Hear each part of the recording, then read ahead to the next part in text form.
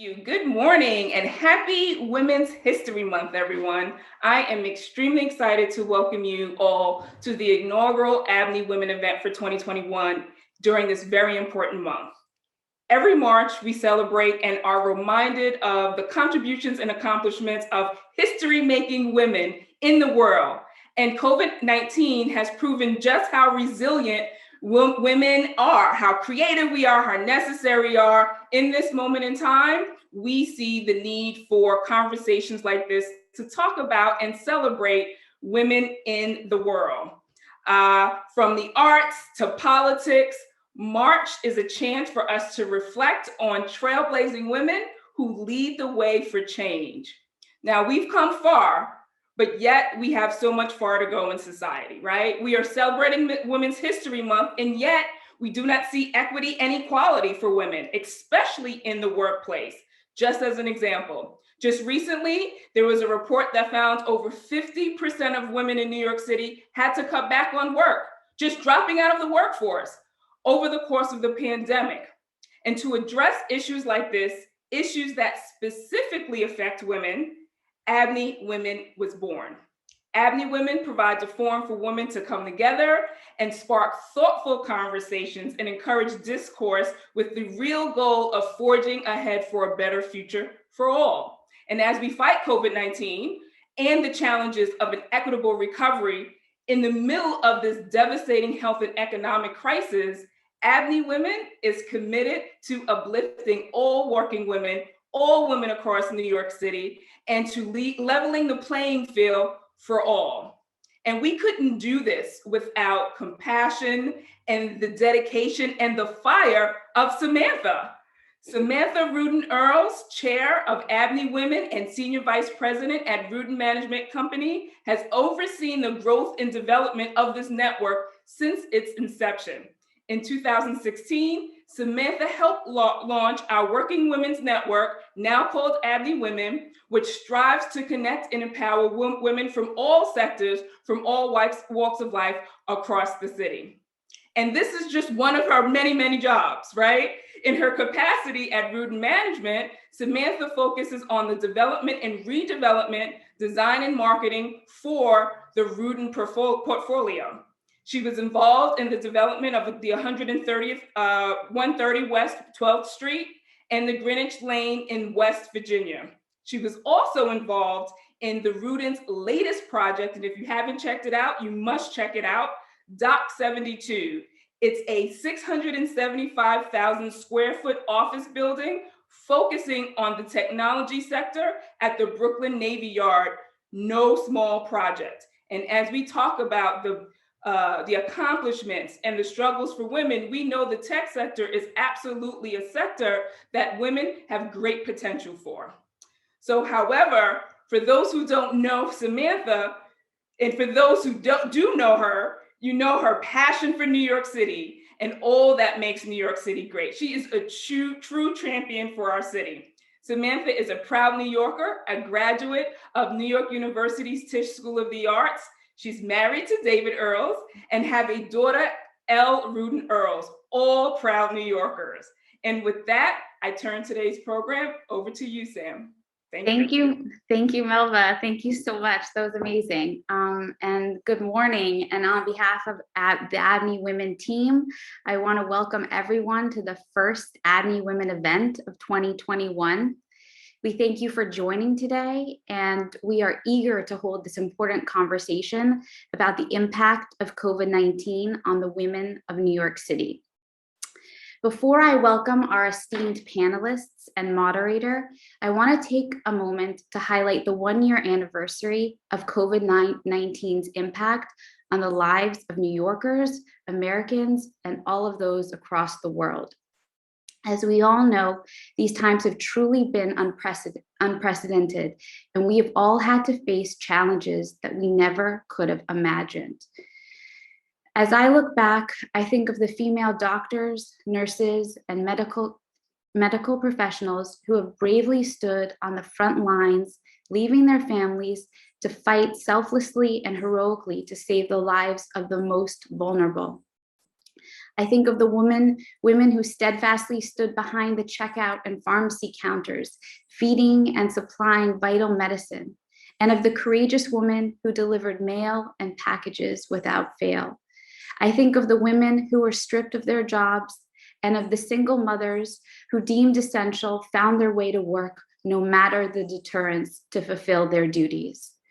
I think of the countless other women who stepped forward in ways they never could have dreamed to ensure that their children were fed, clothed, and educated as they balanced their myriad of other responsibilities. The sacrifices, sleepless nights, isolation, and scars, both physical and psychological, of this last year are unending.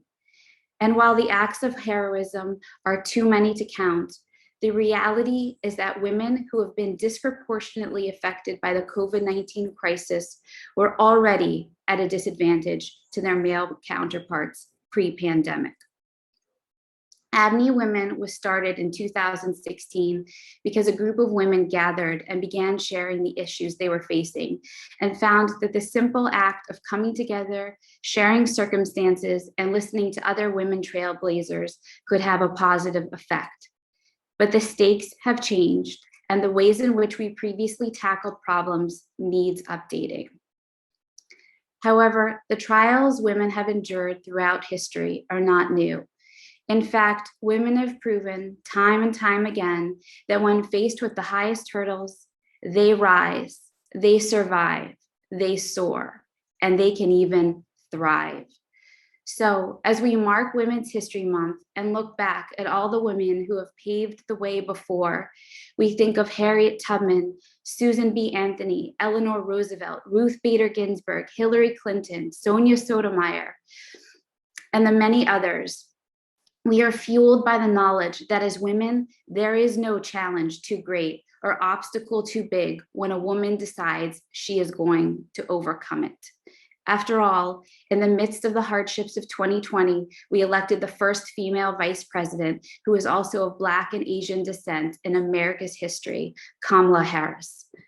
I want to take a moment to acknowledge that for the first time in ABNY's 50-year history, a Black woman has been named as its CEO. Melva, we are so inspired by you, and we thank you for your tenacious and triumphant work on behalf of ABNY, women, and our community at large.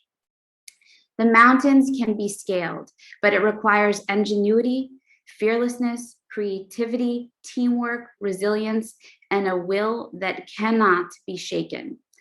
Today, I am so excited to welcome to the virtual stage a group of women who have proven that they can do just that, and they will engage in a dialogue on how to address the many issues we are currently facing. Our panel features Nicole Bateman, Senior Research Analyst at Brookings Institution, who has been studying the effects of COVID-19 on women in the workforce and has contributed to the Brookings Gender Equality series. Queens District Attorney Melinda Katz, the consummate public servant who has dedicated her life to serving her home borough of Queens and all New Yorkers.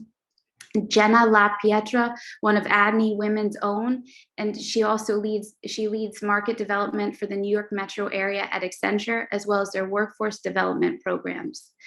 Taryn Sacramone, Executive Director of the Queens Theater, who has worked tirelessly throughout the pandemic to bolster the spirit of arts and cultural institutions across the city and find solutions for their survival. And our moderator, Tiffany Williams, a former ABNY Young Professional Spotlight of the Month, who is the Chief Operations Officer at Girls for Gender Equity. Tiffany has been an advocate for maternal health, juvenile justice, and worked to advance a more equitable world for girls of color. We are so grateful to have these inspiring women join us today, and I will now turn the program over to our moderator, Tiffany. Tiffany, welcome and thank you. Thank you so much, Samantha, for that warm introduction. It's really an honor to be moderating this conversation with this dynamic panel. We're going to start by getting to know the folks on the panel deeper than introductions. We want to give 3 minutes to each panelist so that we can learn a little bit more about your personal experience being a woman working in the 21st century. We want you to cover how COVID has affected your professional and personal life. And please shine light on some of the challenges of balancing caretaking, whether that be parenting or taking care of parents, or taking care of the broader community. We want to learn more about the challenges of balancing caretaking and also the responsibilities to your very esteemed jobs that require so much of you. So thank you for joining me in this conversation. This is going to be a deep conversation. We're going to go deep on a few questions so that everyone has a lot of time to speak and that the audience has a lot of time to get to know you. And then we are going to invite some questions from the audience. So that being said, we would love to start with Taryn Sacramone of the Queen's Theater, Executive Director. Please tell us just more about your experience and how COVID has impacted you. Thank you. I'm so glad to be here. I'm already really emotional after Samantha's introduction. It's so nice to create this space. I grew up in suburban Ohio and went to Kenyon College, got a degree in political science, studied theater, moved to New York not knowing what I wanted to do, got a series of jobs that were just enough to keep me in New York for a while, got fired from a literary agency, was a receptionist at a fashion design place, had a whole mix of experiences, but it kept me in New York long enough to find a job at the Social Science Research Council, and then eventually a few years later figuring out what I wanted to do, which was combine my love of culture and some of the things that I picked up around nonprofit management and writing and things like that, and run a theater company. The Story of Queens made it come together. I wanted to do that specifically in Queens. That's what made it come together for me. I thought this is such a vibrant, incredible, diverse community and a place that should have a really thriving theatrical community. Astoria also made my personal life come together because I married the owner of my favorite Astoria restaurant. I ate there 3 times a week for 6 years, and then he asked me out. So I'm married to Domenico Sacramone from Saks Place. We have 2 children, a 9-year-old boy with ADHD and a 4-year-old daughter. In 2013, I went to the Queen's Theater. It's a performing arts center in Flushing Meadows, Corona Park, with 3 theater venues and education programs on site in school at senior centers. We do a lot of work around advancing the inclusion of disabled people in the performing arts.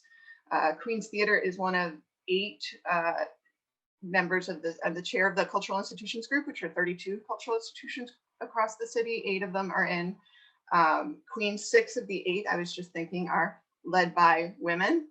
I, in the last year, have been working closely. I can speak about it later, but I started a daily call of cultural leaders March 10th of last year to come together and talk about the challenges that we were all facing as COVID was coming to New York. It started with the 34 members of the Cultural Institutions Group, and by the end of that week, additional cultural organizations had joined. Now the list is over 1,000. I co-lead it with Lucy Sexton from New Yorkers for Culture and Arts and Sade Lithcott from National Black Theater. As you were bringing it up, work-life balance and things like that, we're seeing like kids in and out of frames, and these calls, we've had hundreds of these calls now, but the reality of everybody's life is very evident there. And it's been challenging, as you were saying, balance. I got a text message the other night from a friend of mine, another executive director, who said, I don't know how you're doing this and you have kids. And I took a screenshot of a Post-it note that my daughter's teacher had sent home that said, please give your daughter water.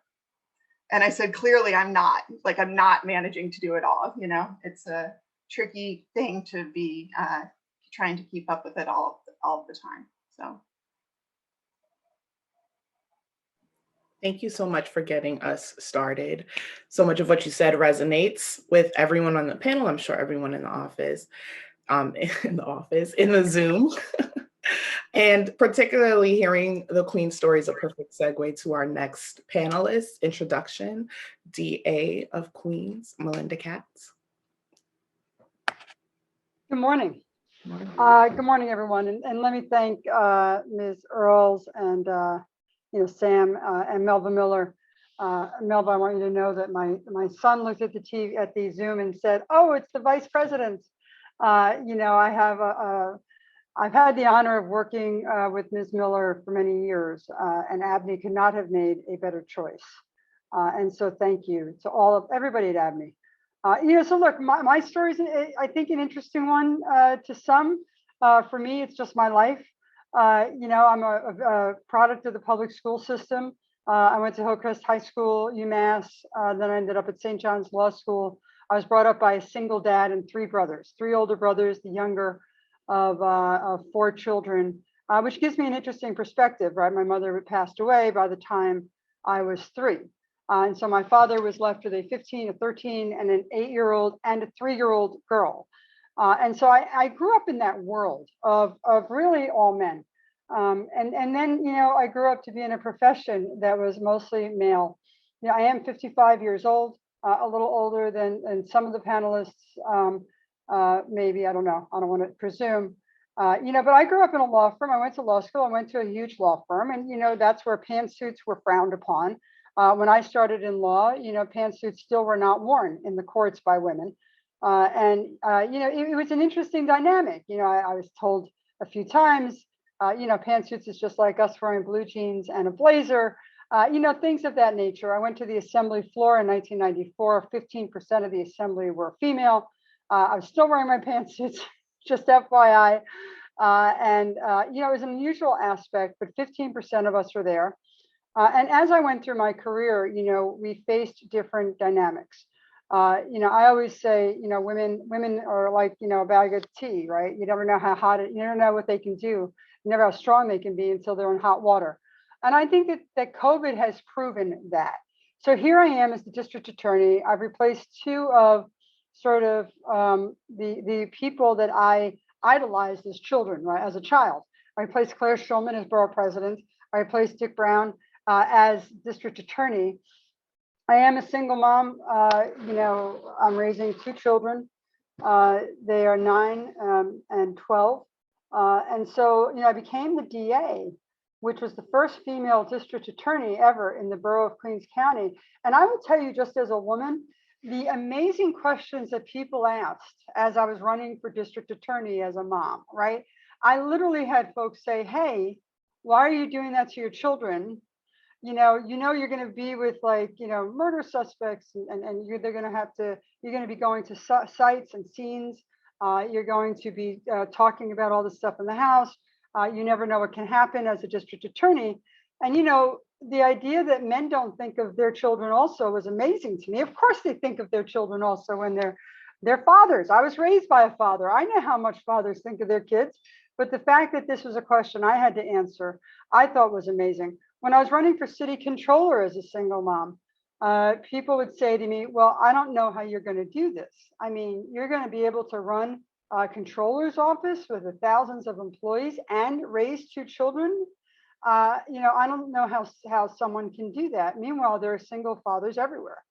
And so I think that, we face different dynamics. I think it's getting better. I think that, there are percentages of women in office, and it has increased. And I think it's getting a little better, but you still face similar things. You still walk into a room and a lot of them are men, and you're still outnumbered, and you see another woman across the room, and all of us have been there. And you're like, "Oh, let me talk to her." But I think raising children during COVID and being a professional, I've made a lot of the toughest decisions I've made over making French toast, right? And there's no woman on this call and no parent. Let me just say, there's no parent also, but that doesn't know what it's like to be carrying a load of laundry, cooking a meal, being on a Zoom, and having your 9-year-old say to you, "Can I have a glass of water?" And so I think that it's a dynamic that is distinct sometimes, but it's a lot of things that we are all facing. And I think it's important for all of us to realize that we need to bring other women up with us. And I think that's the key in my generation. I had icons like Geraldine Ferraro before me, who, when I wanted to run for office, was like, it should be you. You're a qualified woman, not just a woman. You're a qualified woman. and it needs to be you in that office. And I had people like her to idolize as a child. And so when I became the district attorney, first one in forever, I named a female the chief executive. I named a woman, the chief of staff. And by the way, just for the record, it was happenstance. They happen to be the most qualified people for the job. And so we have 3 people running the Queens District Attorney's Office that are women, and we bring other women up with us as we go. And I'll end with this, Kamala Harris. I mean, I can't imagine the smile on Geraldine Ferraro's face from up above when Kamala Harris became the vice president. And I don't know how many of you saw my tweet. And I said, you know, how lucky we are to be alive right now for those Hamilton fans. I never thought I'd see the day in my lifetime. And so I think we need to use that in a way to show what women can do. I have no doubt that Vice President Harris will do just that. And, you know, she is no joke and she's amazing. But we are here now. And the fact that ABNY has brought everyone together, professional women who are leading the way, people like Taryn and Queens Theater in the Park, who have just made that place explode citywide, and Nicole for the work that she does as an analyst, and you know, Jenna for the work that she does in the Metro Accenture. I mean, I think all of great panelists, and we appreciate the work you've done. For everyone that is watching today, you know, we can do it all. And you know, those of us that are of my generation were told a whole lifetime that we couldn't. At least I was always told, you know, you want to be a lawyer? Why? But here we are. And we stand together and we work together and we make it happen. Thank you so much, TA Katz. Definitely hearing the theme that folks never know how it's going to get done until we get it done. We make it happen. Make it happen. Make it happen. We're going to go next to Jenna LaPietra, our marketing development lead at New York Metro Accenture. We're going to give 3 minutes to go into your introduction, just about your journey here. And then we have a series of questions that we're going to get to dive deeper into your work. Yeah, thank you so much. And thank you for having me. I couldn't be more thrilled to be here. And this is so important. We're doing quite a lot at Accenture around Women's History Month and the celebration there. Just a little background on me. So I've been in the New York market for quite a long time. I am, Melinda, pretty much the same vintage as you. And so our stories actually run quite parallel. Also a child of public school system. I grew up in New Jersey, the most diverse state in the country, and very proud of that. I was also raised by largely a single parent, more toward my teens. My mother was a very active person in the community.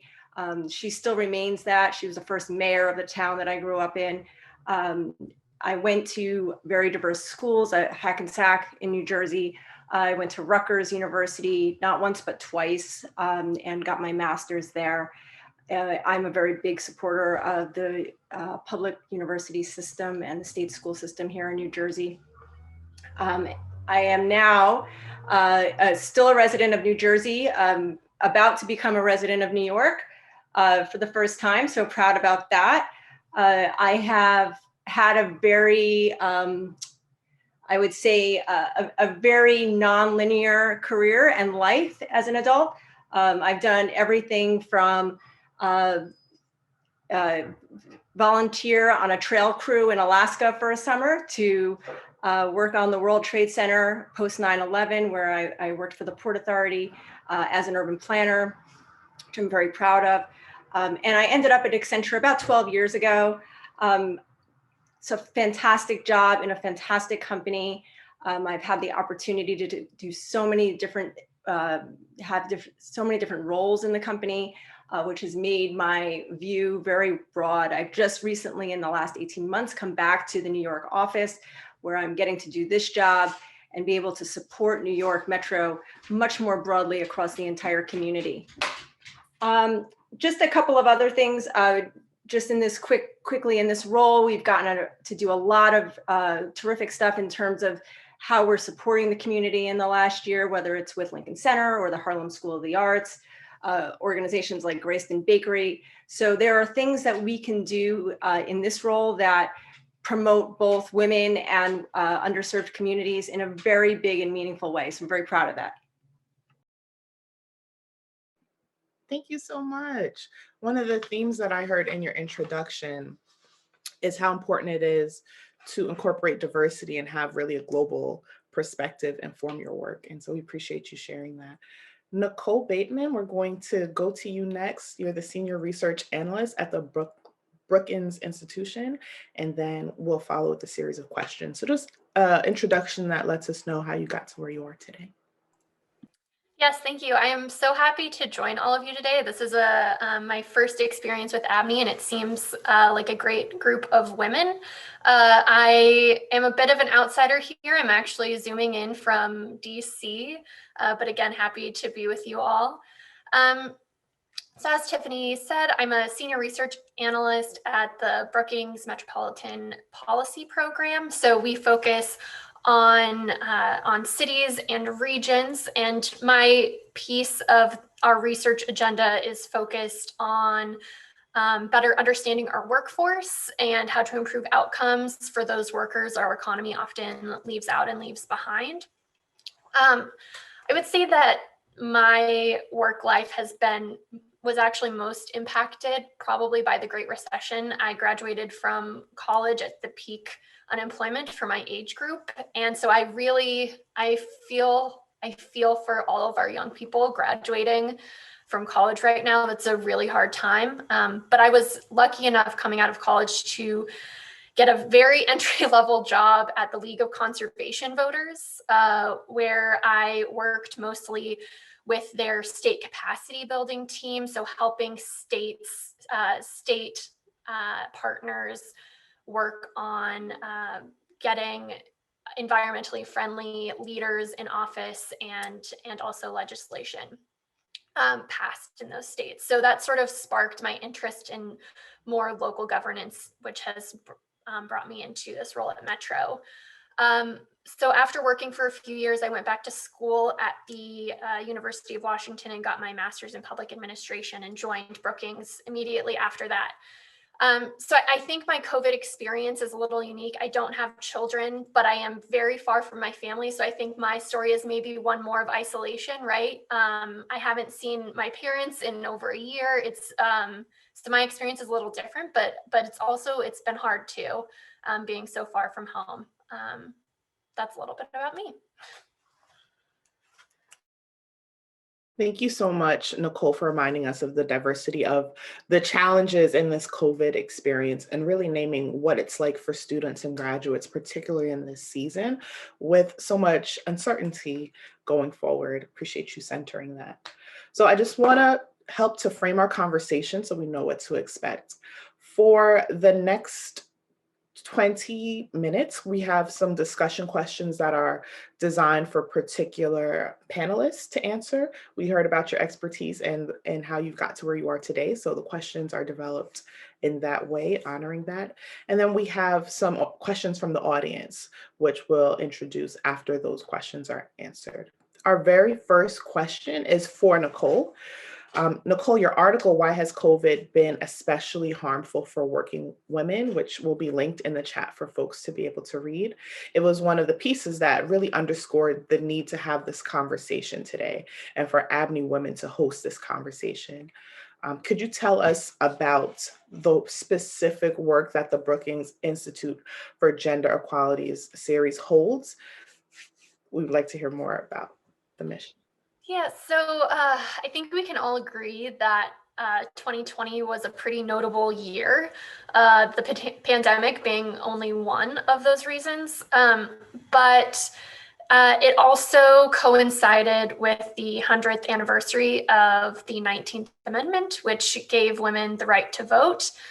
Of course, in practice, the 19th Amendment did not really confer universal voting rights, and the vote of Black women and other women of color continued to be suppressed after its passing. And in fact, I think we're still trying to work towards universal suffrage in the United States. But But even so, Brookings felt that it was an important moment to sort of acknowledge the milestone of the 19th Amendment and reflect on the last 100 years and how gender equality has evolved over that time and what barriers continue to exist. So that is where this piece comes in, Tiffany, that you mentioned. Why has COVID been especially harmful for working women?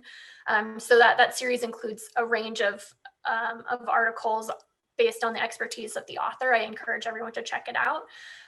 But the point of the essay that I wrote specifically was to draw attention to the disproportionate harm women were bearing during this crisis, but also emphasize that COVID has been hard on women because the pre-pandemic economy was hard on women. So that's really the angle that my work has taken. Absolutely. And I have a follow-up question. You, in your article, emphasize that it's time for American societal systems to better reflect the needs of working women. So that addresses, as you said, what existed even before COVID blew the lid off of all these inequities. Can you talk more about the disconnects in education and childcare? It seems like we're getting it wrong in all of the ways, from the cost of services to the times the service is taking place. Tell us more about that. Yeah, I think you're absolutely right, Tiffany. Our systems just weren't really created with our current, the way that we currently interact with our economy, right? The school system was designed when the norm was two-parent households where the mother stayed home with children, for example, and they haven't really seen an update since then, and it just doesn't really work anymore for a lot of families. So the issues with childcare in schools are a little bit different. So I'll talk about childcare first. Very simply, there just aren't enough affordable and accessible spots for childcare across the country. This is a problem in every state. It's not unique to one area. It's just not affordable. The federal definition is 7% of median household income, and no state has childcare that is on average below that number. So it's expensive everywhere. And schools, they can provide some reprieve from how expensive childcare is, but the 9 to 3, the 8 to 3 schedule doesn't work for a lot of people. Most people work outside of those hours. Even people who have predictable schedules, like a 9 to 5, you still have to figure out what to do for those 2 or 3 hours after school before you can pick up your child.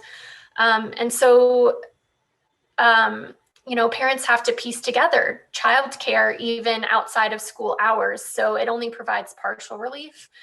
And for parents with less disposable income and less flexible work, less flexible jobs, that sort of misalignment can be a very large burden.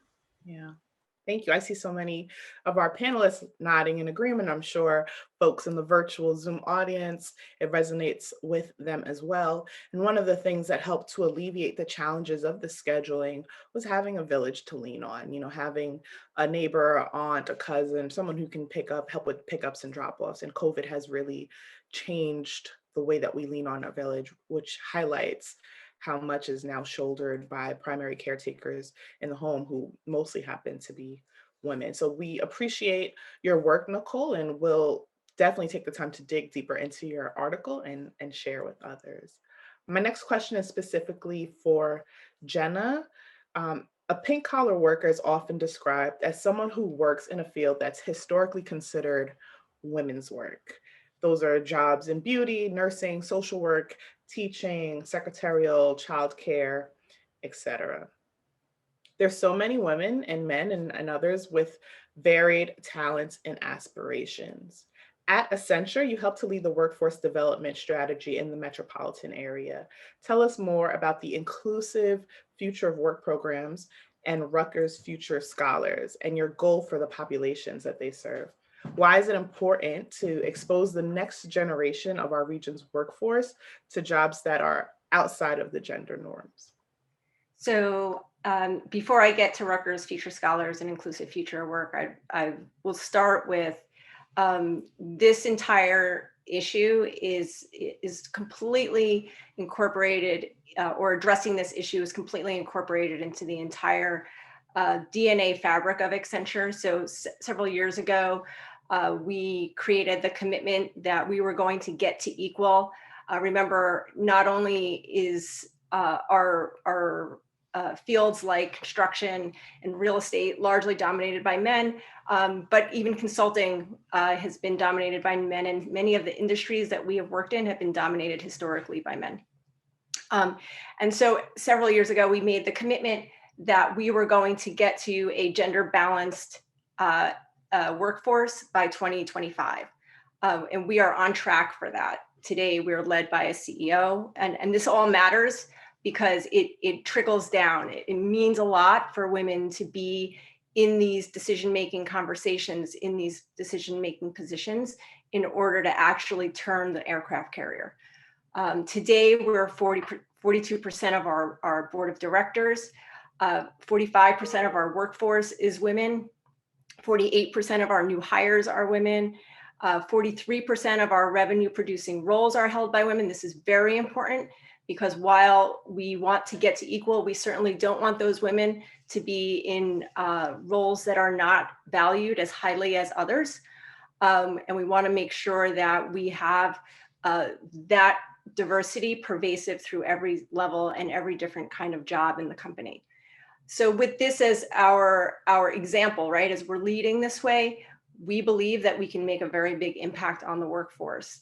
And we fully believe, particularly here in New York, where I'm participating, we believe that we have an opportunity to really reset our economy and how we envision our future workforce. Inclusive Future of Work is a program that we are running nationally. It's a program that actually targets anyone who is in a what we would call a job that is ripe for automation. So we're very well aware that most of these automation impacted jobs are going to be hitting women, other underserved populations, and we don't want to end up behind on this. There are industries that we know are going to automate. And so we're targeting people in those industries today for reskilling, for upskilling. And to the point that you make in your question about, how are we tapping into those talents? There's a whole host of talents that we need to be tapping into. The entire theme of our corporate citizenship is skills to succeed. So Accenture has been 100% focused on this for quite a while. And so all of what we do targets specific communities, targets specific populations, all around this idea that we are going to change the face of this workforce in steps, right? We can't change all of the human history that has led us to the point where we are in this unequal situation overnight or even over decades, but we have to create this pipeline. We know that there is systemic racism in this country, systemic sexism in this country, and these are the things that have held us back. Until we change that really systemically, we won't have the pipeline of people that we need to have ready to meet their full potential.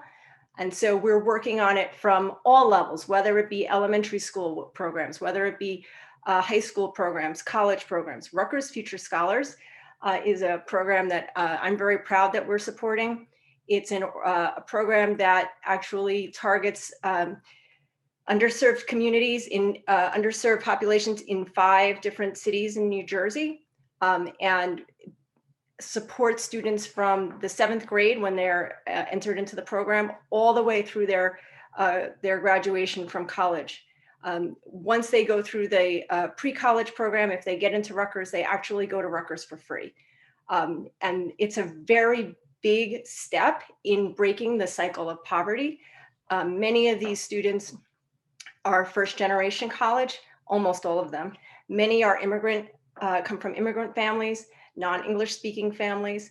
And so we believe that if we're not if we're not tapping into all of these communities and giving everyone the opportunity to fully explore their potential, we're leaving money on the table as an economy, as a society, you know, and until we're able to fully tap that resource, we're going to be behind, right? And I think no one would disagree that the economy that we had going before COVID was built on what I would call sort of a shaky foundation, given that we had these very this very big income gap and this very these very underserved communities that have become, you know, their vulnerability has become very clear to us.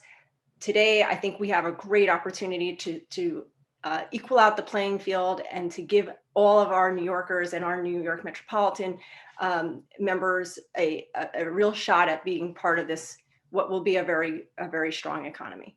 Thank you so much, Jenna. I'm looking forward to the future economy that is inclusive, where the wins are not so different. And so we just looked at Equal Pay Day yesterday, and it's so deep into the year. And so that really resonates. I'd like to shift to ask this question of DA Katz. Another major issue for women that existed prior to the pandemic, but definitely was magnified and intensified during COVID-19, are around the precautions and restrictions that women are experiencing, and also domestic violence that women are experiencing. So DA Katz, you've seen firsthand the dangers that many women face. What did your office, along with New York City and New York State, do to address women in jeopardy during this uncertain time? Could you tell us about some policies in place for the future and organizations that you're working with on the ground? I appreciate it, Tiffany. Thank you. And I know this is supposed to be a little more of a discussion also, so if you don't mind, Nicole, I love hearing about your article, and I can't wait to read it. I actually did not read it. One of the things as you were talking about the village and the differences also is it would be really fascinating for me to learn what it's like now as opposed to 50 years ago when women are having babies older, right? And so the aunts and uncles and grandparents aren't there. And I guess I'm a little selfish in that, right? So I had my first baby at 43. And so there wasn't this village involved, and it'd be fascinating to see a perspective, we could do it offline, of how we think that trajectory works, you know, when it comes to how we're raising our children now at an older age sometimes. And I don't know if it's true or not, but I know that a lot of, at least colleagues of mine and friends of mine, wait a few more years now than we did 50 years ago or 100 years ago. And so that dynamic has to shift in somehow. It's interesting. Anyway, I'm sorry, Tiffany. Yes, domestic violence was a true problem during COVID. One of the biggest problems was that it was underreported. We know it was underreported because people who were victims could not get out of their homes. We actually had one case where a woman was abused because she went out in the height of COVID, came back, and the abuser wanted to know where she was. How could she be anywhere since everything was closed? Stores were closed, restaurants were closed. She couldn't have been meeting her friends because nobody was getting together, you know, things of that nature. There is also no way, or very few ways, for people to report. So if they email, a lot of abusers check phones and check computer emails of those that they abuse. They also listen to the conversations because they're in the same household. So during the quarantine, we knew that there was underreported. We developed here a hotline, 286-4410 for anybody that might need it, 718-286-4410. We made that a 24/7 hotline. And because we know that a lot of victims don't automatically want to press charges, but many times need services almost immediately, you could call that number and you can ask either for services like Safe Horizons, or you can ask to speak to an assistant district attorney in order to talk about charges. But you know, we have a system in place where if you need to get out, we can get you out.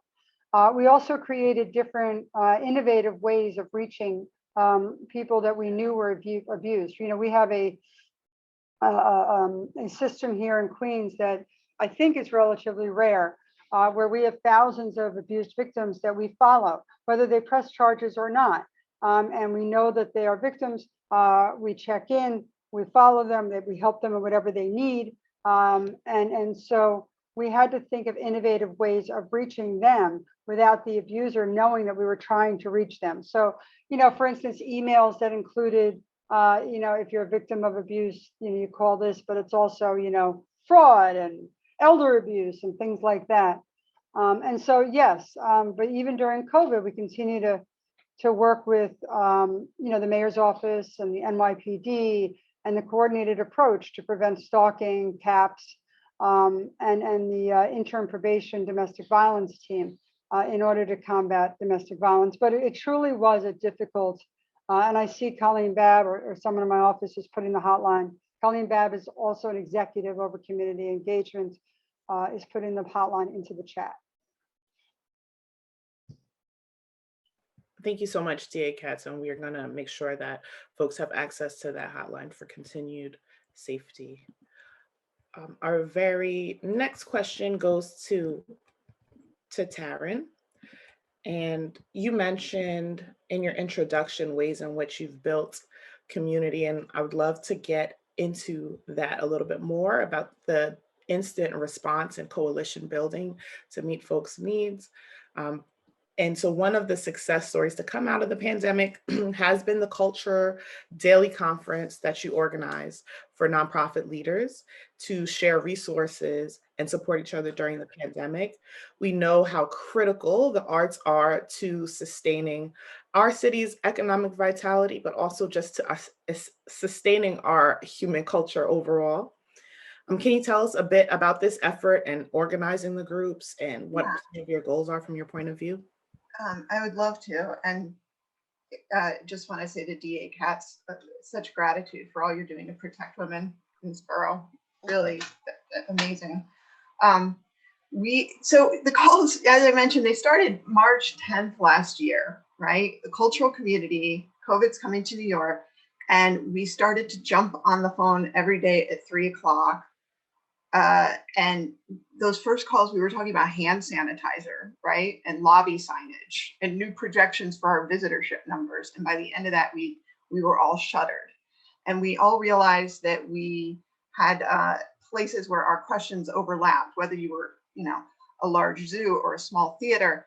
Additional organizations started to join, just cultural leaders inviting other cultural leaders to join. We kept it as a really inclusive, democratic forum. And, aired on the side of, yes, we all need to survive this and we're all in it together. So, you heard about the call, join the call, join the call. And we would have access to government officials on the call. We would have questions bubble up around general liability insurance, supporting the mental health of your furloughed employees. Like it was, everything would pop up, and then we would jump to help each other. Someday you would be the person with the question. Someday you would be the person with the answer. Some days working groups would form. And in those first few months, it became clear that there were certain topic areas where we really needed deep dives and expertise and people coming back. So I put out a survey monkey to the 500 people on the list at that time saying, who wants to do working group? You'd be, probably not surprised to hear 85% of the working group folks were women out of the gate, and in a democratic forum where people can, everybody can unmute, and all topics are important. All questions raised are important. It became a place where women were really thriving. There's nobody who would say, who's been on these calls in the last year, that it is not a space led by women. None of my male colleagues would disagree with that statement. And it is co-facilitated. I lead it now with Lucy Sexton from New Yorkers for Culture and Arts, and Sade Lithcott, CEO of National Black Theater and Coalition of Theaters of Color Chair. And, Sade is one, we're sort of leading it in sisterhood is how she puts it. We have the three of us connect in between calls and talk about who in the community needs what and who else we know in the community that might be able to get them the answer they need, get them the access they need, help them, we kind of coordinate on that. And we also pass the mic with each other, facilitating the conversations. And we're all mothers. I mean, it could just be, I had a bad morning with my son. Can you take the mic today? To have that and to be protective of our own and each other's energy. That's been a real gift through this time. And to see that it's not hierarchical or authoritative, right? So there's no set agenda. It's a space for people to connect. And that means that the best questions can come from anywhere. And it's been fascinating to see somebody unmute, ask a question, and have the entire New York City cultural community turn its lens to it, right? Like Donna Smallwood from Donna Smallwood Performing Arts Center, she unmutes and says, we're talking about how are we going to get back, but we teach classes to youth who've just been through traumatizing experiences. Are we going to be doing the same thing now that we did a year ago, even when we can get back to doing it? And then that led to multiple conversations, social workers, other resources. It's been phenomenal to see that come together. The capacity of each of our organizations growing to the capacity of the communities, and women really at the center of that. Thank you so much, Taryn. I can't imagine facilitating such a robust call, but I know that we can get it done. So I'm so glad to hear that it's happening. It's happening in a democratic way, that everyone's being heard and people's needs are getting met, and that you're able to help reassess how we do the work, particularly for young people who have experienced so much change in COVID. My next question is for DA Katz, but I want to keep it open to the entire panel because we are all in positions of leadership and can give advice on this. DA Katz, you lead the district attorney's office at one of the most diverse places in the world, Queens, New York. We've seen how women have been disproportionately impacted by COVID-19 and how 100% of the job loss in the fourth quarter last year were jobs held by women. We know that even deeper than that, women of color, Black women, Latina women are systematically kept out of some of the legislation and policy change and bailout options for labor divisions. What do you see as a path forward towards equitable wage recovery for all women, with a focus on the losses that women of color are disproportionately facing? That's for DA Katz and for everyone on the panel. So, yeah, I mean, this has historically been the issue, right? Women had historically, when I was in the legislature 26 years ago, we were having this discussion back then. It is remarkable to me that we're still having this discussion. And some of it is historically the women jobs that women and women of color are in versus what men are doing. And, the question over the 25 years that I've been doing this, or 26 years, has always been, aren't both just as important, right? Aren't both just as needed? I mean, don't you need those professions as much as you need the others, right? You can't run a hospital without the nurses, without the healthcare workers, without all the folks in that industry, as well as the doctors. And I think that has always been the issue. I can only tell you that here at the DA's office, we do everything to work not only with women of color that are distinctive to women. First of all, we have an immigration lawyer. So when it comes to documentation, undocumentation, whichever country you are from in this entire universe, we will never ask you about any documentation, which has been helpful, I think, in people reporting crimes that historically may not have reported those crimes. We also developed a Bureau of Housing and Worker Protection, which means that, if you are working and the employer is taking advantage of you in any way, whether it's your documentation status, whether it's because they believe that you're not going to report, we do massive investigations to get money back. But I think also at the end of the day, it's education and sticking up for one another. In the borough of Queens County, where there's 190 countries and 200 languages, and most of you that have heard me speak know this by heart. But as the district attorney, I'm actually able to bring some power to that mantra and say, no matter who you are, you have a place to come for legal relief, but you also have a place to come somewhat for advice. That has come clearly more noticeably in domestic violence and in employment practices for our office. So any employee that is being taken advantage of can come, we'll investigate, and we will prosecute those that see fit to take advantage of either the most vulnerable population because of whatever status or because of fear, or anything that is being biased or discriminated against for them.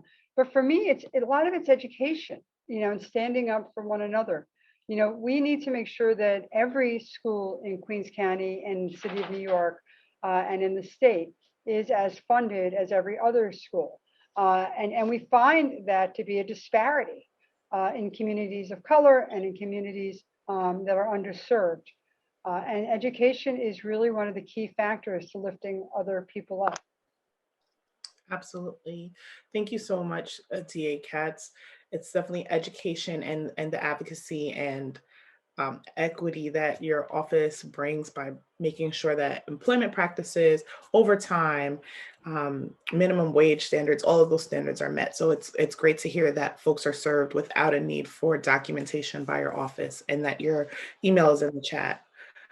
And now the Housing and Worker Protection Helpline is also in the chat. So please share it forward. We've had a bountiful and robust conversation, and we didn't even get into all the questions that audience had. And so that means that, Melva, we need to do this again, or we need to continue this conversation in this series.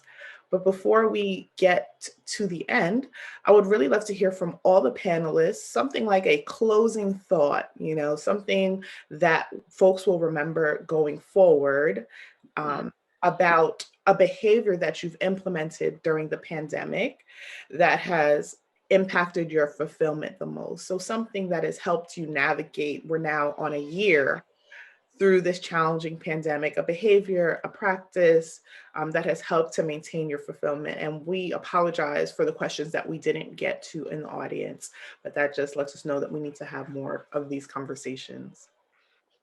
Who would like to start? Well, I've instituted a morning and an evening, right? I mean, because quite honestly, it's so easy to say, well, I'm home, I'll do 500 Zooms. I think that whether you have, and I know some of this was surrounded by having kids, whether you have children or you don't have children, it doesn't matter. You still need to have some sort of structure in the world. I find that COVID has managed to, with at least my experience with other people, there's no structure. People are like, oh, it's 10 o'clock at night, you want to get on a Zoom? No, I don't. I really don't want to get on a Zoom. But if I have to, I will.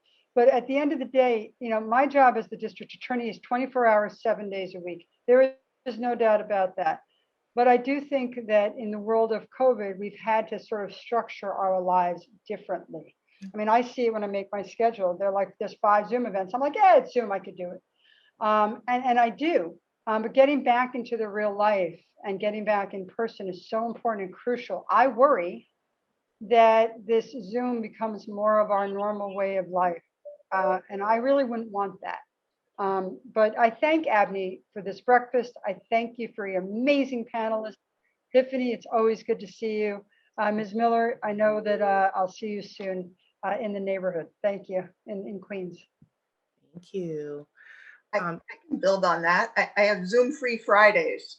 Zoom-free Fridays. Just don't look at a screen. And I also am on a lot of text change with different circles of women, right? Like my best childhood girlfriends, or like the women in my family, and then the women who I lead the calls with, and it's like the fact that I can check in on good days and bad. It feels like literally like someone's holding your hand as you make your way through the world, to have that easy access to the people in your life. But thank you. I echo her gratitude. This is a great conversation. Thank you both. I think for me, the thing that I've been, I don't know that I've been doing it very well, but I'm trying, is to just be forgiving of myself, right? Like we all need to understand that this time is hard for everyone, including ourselves, and just as much empathy as we're extending to others, we need to extend that empathy to ourselves if we're maybe not as productive as we would like, or feel like we're missing out on something. So I think that for me, has been the thing that I've been working on most this year, just to find some peace. Absolutely. Thank you, Jenna. So I've done two things. I took up a new sport. So I started rowing. It was available last summer to actually do in person, and I learned it early in the summer and kept with it. Actually have gotten to compete and kept up with it all winter. Looking forward to getting back on the water. So that was a great release. Also very social in a time when we really couldn't be social. So I have a whole new community of friends there. I also have gotten involved. I was one of the people who wasn't terribly worried for myself and started volunteering in a food bank early on. Also, I'm a big animal rescue advocate. And so I started, all these people who were talking about not being able to adopt a dog, I started doing applications and reviewing applications for animals rescue. So it was another thing that I could do at home, totally different from work. You know, if you're going to sit on a screen all day long, you know, that was a great thing to be able to do and to find some forever homes for shelter pets. So those are some of my things. Super inspiring. I could just start one of those and hit the row machine and join you. Thank you all so much for your insight, your wisdom, and for sharing the personal and professional balance of how you've been maintaining this pandemic. I appreciate everything that you've offered, and I'm sure our audience does as well. Before we close out this event, I would like to welcome back Sam to the screen to give us our final message and close out. So thank you to all the panelists. It's been a real treat to be here with you. Yes, thank you all so much. And I think, as Tiffany mentioned, clearly we need more time, because I personally, and I think I'm not alone, could listen to you all talk for hours, and to see you all share your experiences and wisdom, but also interconnect. Again, you know, the goal is to be in person and to uplift each other together, and to watch you come together through the screen as we claw our way back. You know, everything you do here makes a difference and helps each other move forward. So on behalf of the whole ABNY team, ABNY Women, we thank you all, and we look forward to more discussions that we will carve out longer time, because we women, we got this. So thank you all so much, and everyone stay safe, and thank you. Thanks, Tiffany. Great job. Thank you, everyone.